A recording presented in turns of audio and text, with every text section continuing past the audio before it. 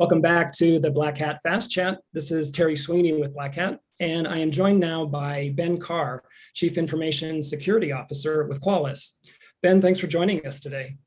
Great to be here, Terry. Thanks. You've been a CISO for quite some time, impressive resume with companies like Visa, Nokia, Tenable.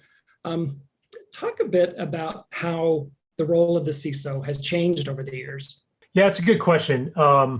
I think the role of the CISO is evolving as it should, but I think companies are starting to realize that the role is ever more important. I think previously the role was seen as kind of a technical role, something that fell under the CIO, sometimes the CFO. But in general, I think that's changing, and I think the role of the CISO is becoming more and more important as essentially a risk officer within the company.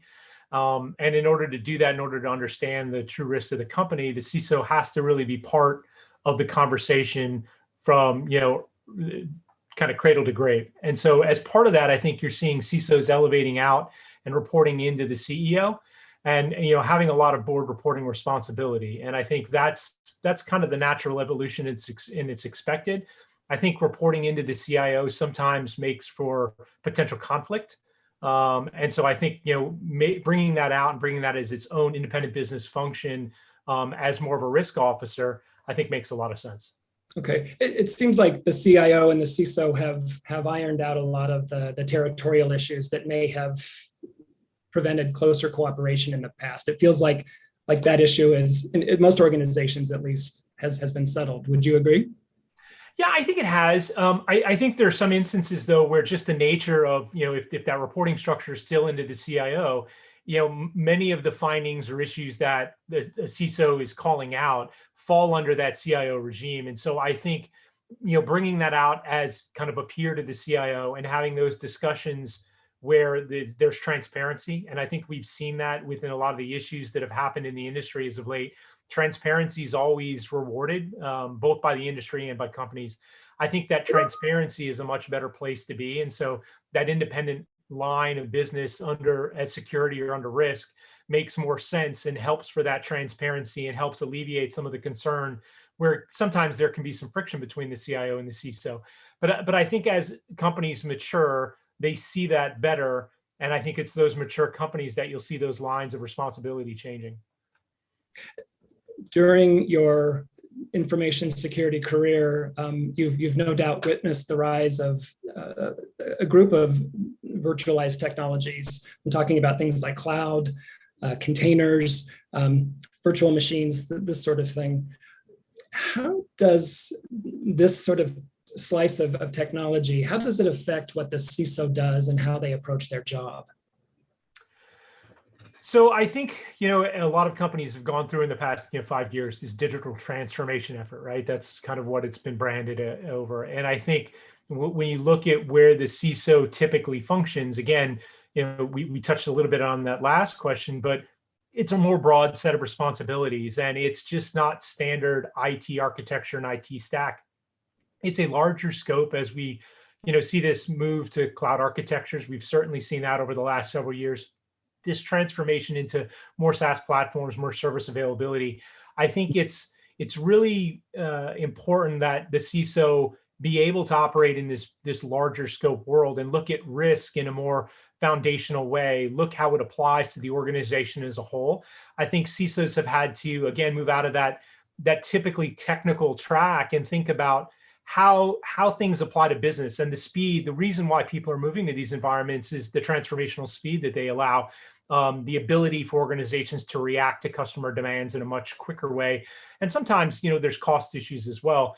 And so as the CISO role looks at, how to apply security in that broad, larger scope offering, I think it's important that they take into concern a lot of the business issues and a lot of the customer facing issues that the organization is trying to go through and why they're making that transformational journey.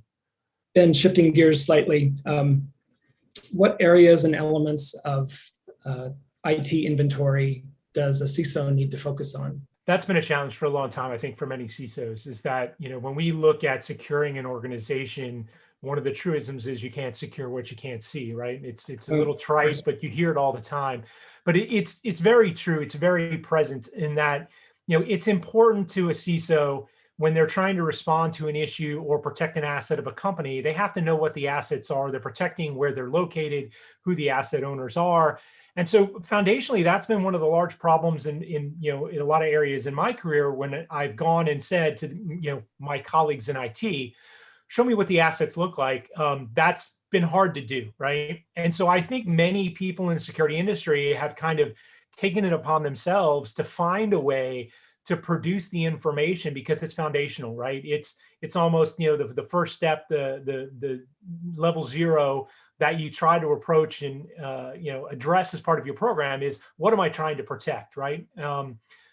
So in order to do that, CISOs have kind of had to take it on themselves, determine what inventory is, but then we struggle and we find ourselves in this odd position where then we end up being owners of that inventory, and we don't want to be the owners of the inventory. So I've looked for technologies where I can actually gather information from the tools that I'm using and then feed that back into IT to essentially be a good partner, be that good colleague where we're actually enriching the environment. And that's one of the interesting things about what Qualys has been doing, actually, is really foundational in what we call CSAM, cybersecurity asset management, being able to take that asset inventory because we have visibility naturally to everything in almost a real-time basis, and then push that back and provide that information to our IT colleagues.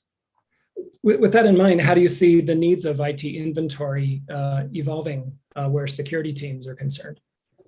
So I think, again, as we talked about that transformational environment, right? Digital transformation, moving into these cloud architectures, these SaaS platforms, and often temporal workloads, right? What we're seeing is that inventory needs to be almost real time. We need to get that information as soon as that information is updated, changed, or new information becomes present and available.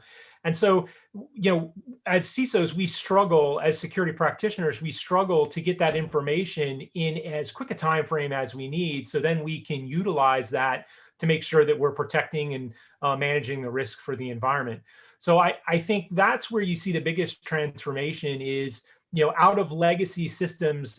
You've seen that with people who are doing classic inventory management, moving out of classic IT and trying to figure out how to get those temporal cloud-based workloads in as quick a method as possible, and how to tie that back to the internal architecture and infrastructure and applications.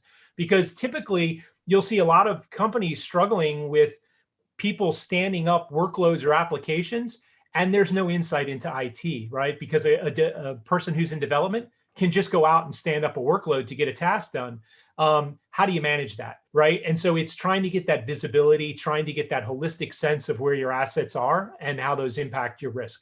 Ben, talk to us a bit about what we can expect from Qualys at Black Hat this year.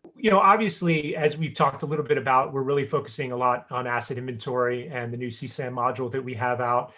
But overall, we're really focused on getting attendees at Black Hat to become aware of how they can gain the upper hand with ransomware and other sophisticated attacks, by unifying their security strategy. And that really relates back to what Qualys has done all along, is produce a really great platform upon which customers can build their security programs.